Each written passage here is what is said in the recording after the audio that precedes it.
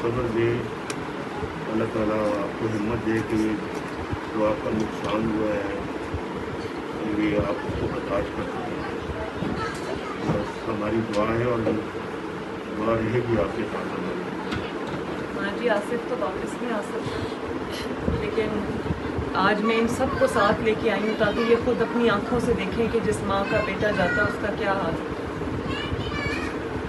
میرا بھی ایک بیٹا ہے، اس لیے میں آپ کے دکھ کو تکلیف کو سمجھ سکتی ہوں.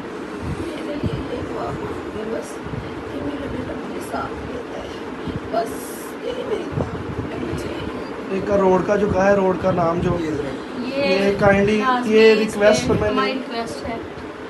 اور ماں جی یہ چھوٹی